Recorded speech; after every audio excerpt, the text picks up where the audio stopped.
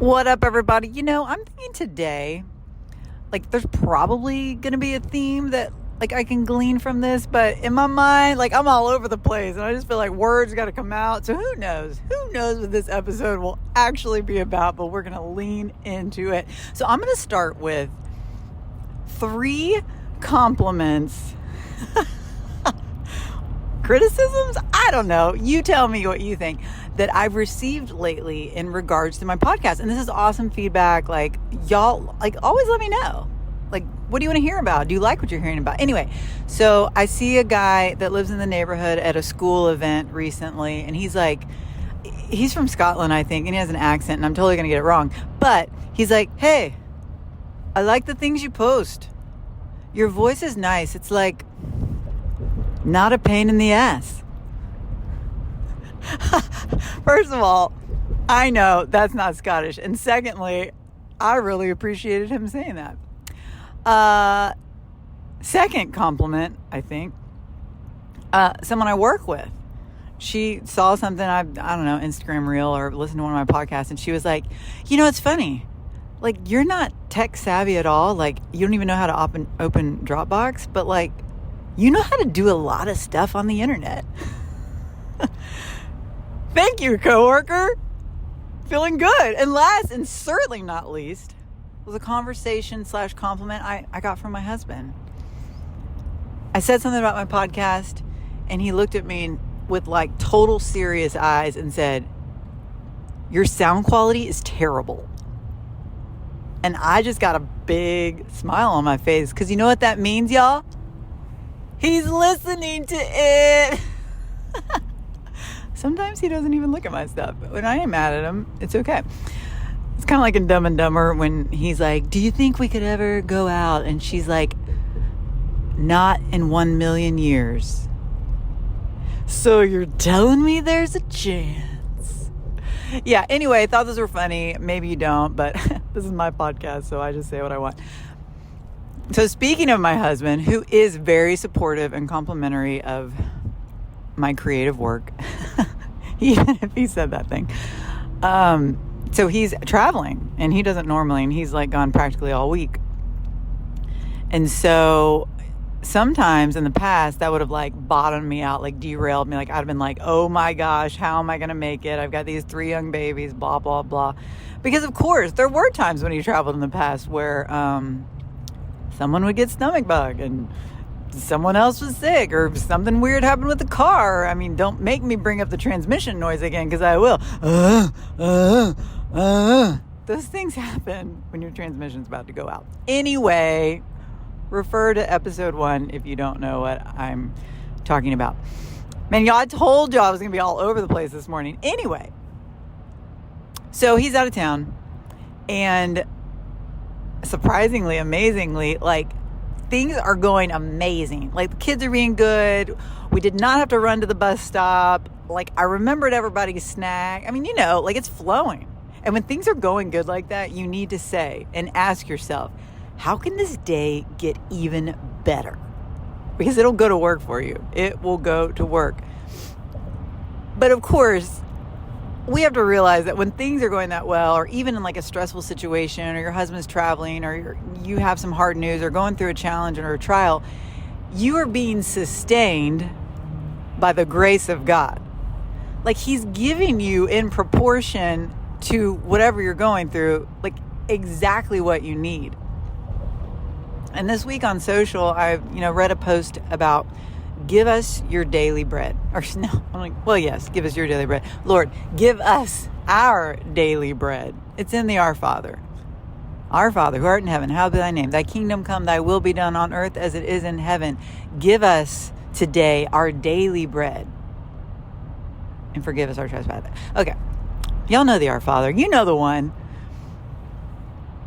What's important to think about, and as a realtor, this is something I've had to really ingrain in my being and my thought and my mind, because as anyone knows who's in the real estate game, like, you don't always know when your next deal is coming. You don't always know when the next closing is going to be there. You don't always know. There's no consistent income when it comes to real estate. I mean, yes, you can plant consistent seeds and you can work hard every day and deals will come, things will happen.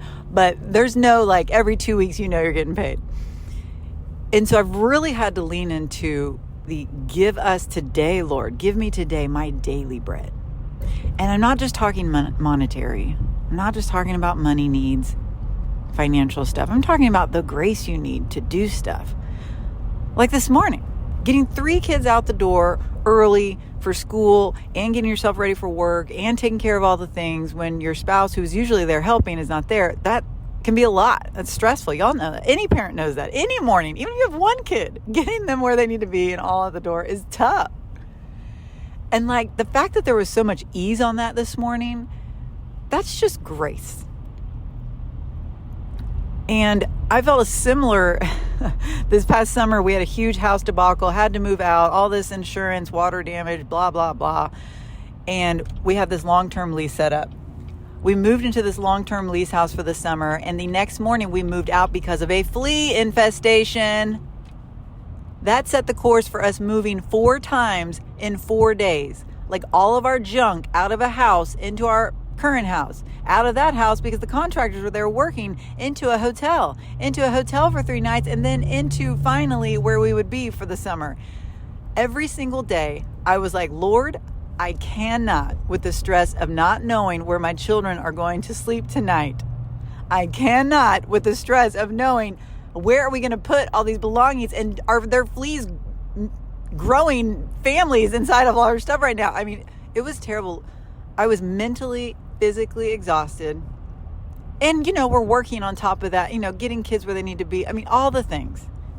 It was super duper stressful, exhausting. And I remember walking down the hallway of Home 2 Suites, which was our home, away from, I don't even know which home, because I don't know where we were for that week in the summer, thinking, Lord, I cannot do this.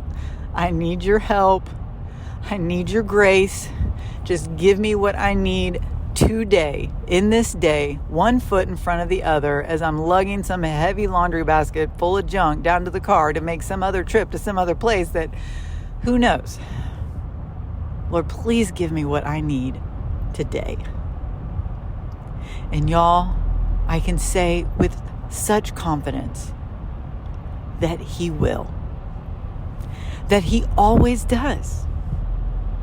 And this is when you're facing really, really, really, really hard stuff too. I mean, the house thing was really hard this summer, but the cancer thing, that was a lot harder. And there were literal days where I thought, I cannot do this anymore. This emotional pain, this burden, this cross I'm carrying, it's too heavy, Lord. It's too heavy. And you can't get stuck in a long game like, but how am I going to sustain over the next several months, or what's going to happen? Or you can't. You have to pray for your daily bread. The daily grace you need to get through that hard day at work, or to get to that tough parenting day when everyone's teething, or someone's throwing up, or everyone's throwing up, or whatever the case may be. You pray for that daily bread, that daily grace, the thing you need to sustain you, because He'll give it. And the great thing about this podcast, y'all, is like, I don't even know if I've already said all these words, but I'm saying them again, but probably because you need to hear them again, is that God did this with the Israelites. When they left Egypt out of slavery, Moses led them out, and they were led into the desert for 40 years, y'all. And they're grumbling. They're like, we left our home. We left the food. I mean, sure, we were slaves, but at least we knew where our next meal was coming from. And they grumbled. And Moses was like, Lord, you got to help me, dude. Like, these people are about to, like, mutiny's coming. They're mad. You got to do something. So God rained down manna from heaven. And that means, like, every single day they would wake up to this stuff, this manna stuff, kind of like this, I can't describe it, breadish type stuff. And He'd say, go and gather just what you need for the day. Because if you gather more, it'll rot, it'll ruin. You can't, like, have a big storehouse of it. You just get what you need for today. And every day it showed up, and every day their needs were met. And we have to believe and know that God is doing the same thing for us. I have everything I need. And yes, it does mean we have to plan for our future. It does mean we need to contribute to our 401k or put it in your VTSAX bucket in your brokerage account. Like, yes, we've got to save. We've got to have an emergency fund. There's things we have to do to take care of our future in our present day. But we have to know that our needs, I was still talking about manna, that our needs will be met by God the Father, who loves us above all things. You know, let's say it's in Matthew in the gospel, it talks about sparrows. And if it's not Matthew, y'all fact check me. It's in the Bible, okay? But Jesus says, look, the sparrows are like worth a penny or two. And yet your heavenly Father knows when one of them falls to the ground. You are worth so much more than many sparrows. He knows all the hairs on your head. They're counted. He knows everything that you're going through. He knows all the things you're facing, your trials, your hardship, your challenges. He knows all that stuff, and He's going to provide for you. He cares about you. He loves you. So even if your husband's traveling, and the funny thing, one time Jen Fulweiler, she's a writer and a comic, she was like, my husband went on this long trip, and he didn't want me to like broadcast it on social that he was out of town, so like someone would come attack us or rob us or something. And she was like, are you kidding? Like if a robber came to the door, she has 6 kids, she'd be like, oh, great, thank goodness. Could you like start a load of laundry while I get dinner going, and then you can help me with the kids and putting them to bed?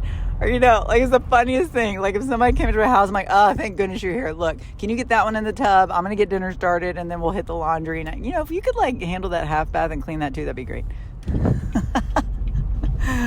God's going to give you what you need, people. He loves you. Depend on Him and believe in His daily bread. I love you. Peace out, homies.